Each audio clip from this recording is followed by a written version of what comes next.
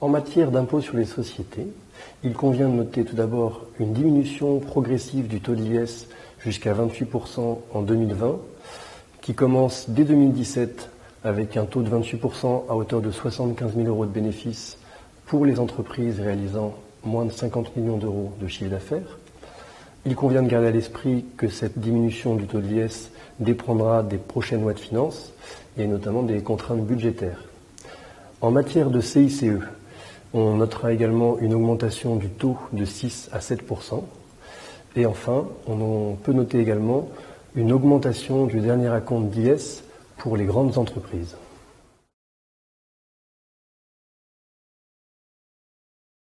À noter également une modification des règles d'amortissement en matière de véhicules de société, avec des nouvelles règles qui incitent très clairement les entreprises à développer leur parc automobile en faveur de véhicules hybrides et de véhicules électriques.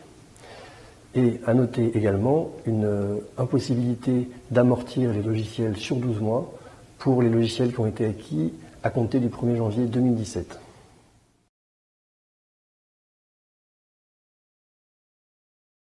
S'agissant plus spécifiquement des PME, les PME qui peuvent accéder au statut de jeune entreprise innovante pourront bénéficier des avantages fiscaux attachés à ce statut pour toute création d'entreprise jusqu'au 31 décembre 2019, contrairement à ce qui était prévu, jusqu'au 31 décembre 2016. On a donc un allongement de 3 ans de ce dispositif en faveur des jeunes entreprises innovantes. À noter également la création d'un compte PME Innovation qui vise à inciter les entrepreneurs et les business angels à réinvestir le montant de la plus-value qu'ils ont réalisée dans des titres de jeunes entreprises innovantes. Alors comment fonctionne ce compte? Un peu à l'instar du PEA, mais avec un régime de taxation différent. Puisque en effet les plus-values et les moins-values se compenseront globalement à la sortie. En revanche, tant que les plus-values sont réinvesties sur le compte PME Innovation, elles ne sont pas taxées. À l'inverse, les prélèvements sociaux, à l'instar du PEA, sont dus au titre de la réalisation de la plus-value chaque année. La loi de finances pour 2017 revient également sur ce qui avait été instauré par la loi Macron en matière d'attribution gratuite d'actions. Donc le dispositif Macron n'aura décidément pas duré très longtemps. Il aura été très peu appliqué, ce qui est dommageable en matière de sécurité juridique et de stabilité fiscale pour les entreprises.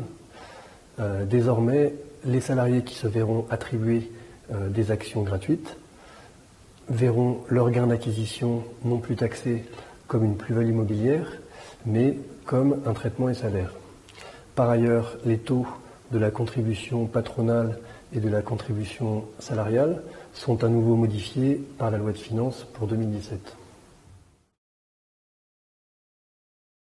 On peut enfin noter une nouvelle tentative d'instaurer une taxe spécifique pour l'économie numérique, donc connue sous le nom de la taxe Google, tentative qui a été rejetée par le Conseil constitutionnel, mais au travers de laquelle il a été tenté d'instaurer une taxe spécifique pour appréhender les bénéfices réalisés par des sociétés étrangères en France, donc des sociétés de l'économie numérique, en contournant le principe général de territorialité de l'IS tel qu'il existe aujourd'hui en droit français, mais donc tentative à nouveau rejetée par le Conseil constitutionnel, mais qui reviendra certainement à l'avenir sous une autre forme.